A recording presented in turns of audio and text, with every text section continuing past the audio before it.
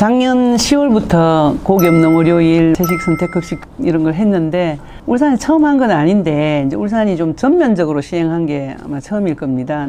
사실 이제 기후위기 관련해서는 지금 현재 우리의 문제이기도 하지만 특히 이제 우리 미래를 살아갈 청소년들, 우리 아이들 문제이기 때문에 그 문제에 대해서 심각하게 생각을 하고 있었고요. 사실은 뭐 먹는 거는 또 자기 권리기도 하고 또 사람마다 성향도 다르고 이래서 좀 많이 어려웠습니다. 그래서 하루아침에 할 수 없는 상황이거든요. 생각이 바뀌어야 되고 그렇기 때문에 우리가 2019년부터 영양사분들이랑 계속 지속적으로 대화를 해왔고요. 그리고 또 그 외에도 사실 뭐 학생들 비만이나 아토피나 이런 건강상의 문제도 상당히 많고 또 동물복지라든지 뭐 생명 존중 이런 거하고도 상당히 관계가 있어서 그렇게 시행을 전면적으로 좀 하게 됐는데, 기후위기 관련해서 여러 가지 이제 온갖 생활의 변화가 많이 요구되는데 그 중에서도 식생활 부분에서는 부정할 수 없는 가장 적극적이고 효과적인 대안이 이제 채식인데, 의대에서 2014년도에 이미 나왔었어요.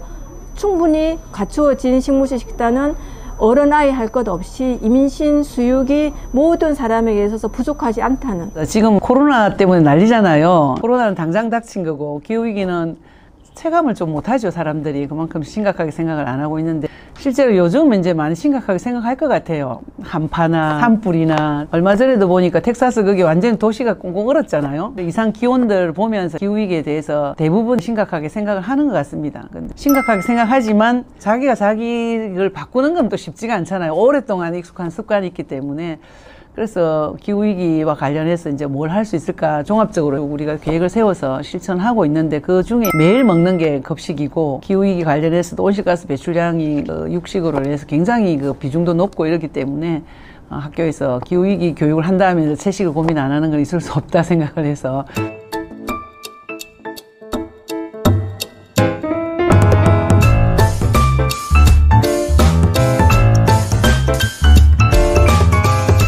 고등학교 1학년 학생 한 명이 학교에서 선택급식을 하다 보니까 자기 그동안 계속 도시락을 사와가지고 혼자서 밥을 먹었나 봐요.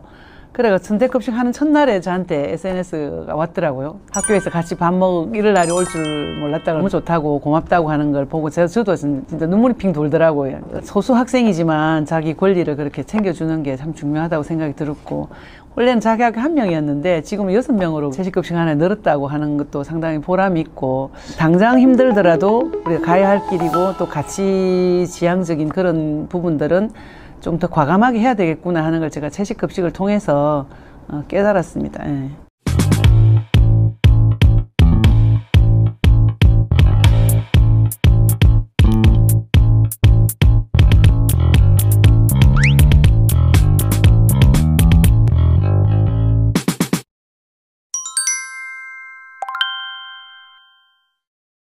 울산의 전체를 보면 굉장히 넓어요. 서울시 면적의 1.6배라고 하더라고요. 그래서 외곽에는 그 군 단위들이 텃밭을 가꾸기도 하고 있는데 우리가 농협에서도 지원을 해줘가지고 학교 텃밭을 좀 가꾸고, 우리가 또 예산을 지원해서 올해는 한 42개 학교. 저기 보시는 바와 같이 빗물 저장소라는 곳이 있습니다.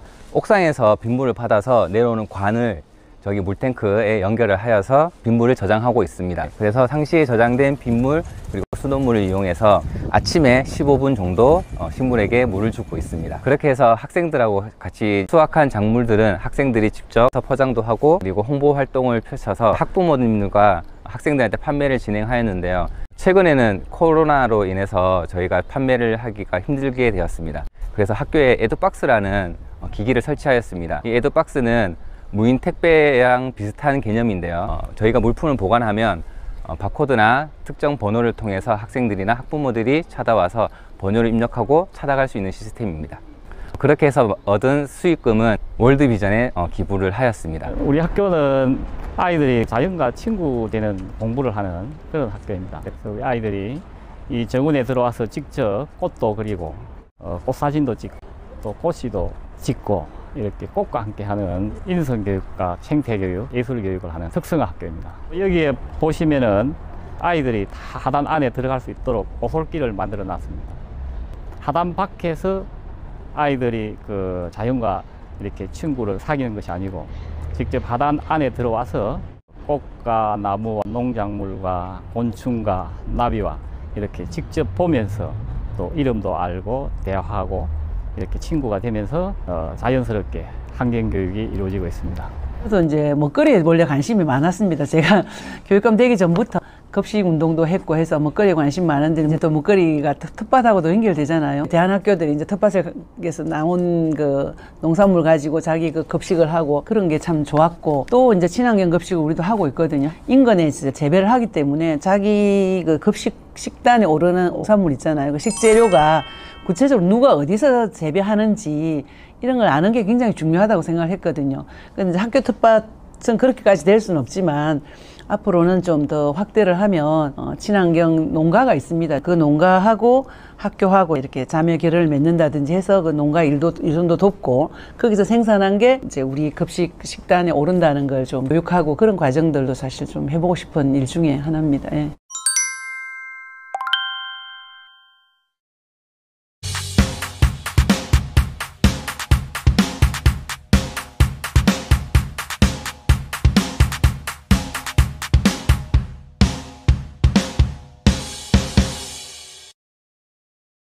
청소년 기후행동이라는 그 단체가 있습니다. 거기서 우리한테 대책을 요구하는 걸 보내왔어요. 앞으로 석탄 발전에 투자하는 그 금융기관에는 금고를 선정하지 말라는 게 이제 와서 거기 동참할 거냐 하는 거죠. 그래서 동참한다고 얘기를 했고, 우리 올해 생태 교육 대전환을 내걸고 끝까지 실천을 하는데 이렇게 온 학생들이 다 모여서 실천을 해도 화석연료 사용하는 그 석탄 발전소 하나 지으면 그 다 무산되는 거잖아요.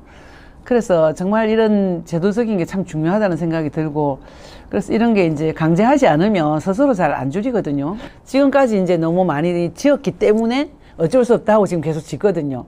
지금이라도 중단하는 게 맞다고 저는 생각을 하고, 그렇게 온 국민들이 정말 이 에너지 제로 또 탈석탄 이런 데 대해서 고민을 하고 있는데 그런 엄청난 일들을 지금 한편에서는 벌이고 있다는 게 말이 안 된다는 생각이 들었고, 공공기관의 금고 지정이 제일 중요하거든요. 그래서 거기에 탈석탄을 조건으로 내걸면 지금은 하고 있더라도 앞으로 언제 이제 그만두겠다든지 이런 걸 할 수밖에 없지 않습니까? 안 그러면 선정이 안 되기 때문에. 그래서 이제 기후위기 대응의 아주 좋은 정책이라고 저는 생각해서 받아들였고, 그래서 이제 이번에 조례가 만들어졌어요. 우리가 그 반영하는 점수가 100점 만점에 4점입니다. 서울이나 뭐 부산이나 이런 데 1점, 최고 많은 데가 2점인데 이제 4점이 되니까 그게 굉장히 점수가 큰 겁니다. 그래서 아마 그 금융기관들을 지금 많이 긴장을 하고 있죠. 에너지사 연산이라 해서 실천 활동할 걸 좀 재미있게 표현했거든요. 친환경 더하고 일회용품 떼고 업사이클링 곱하고 분리수거 나누기 이렇게 해서 4연산으로 이제 표시해서 실천할 수 있도록 저희들 내리고 있습니다.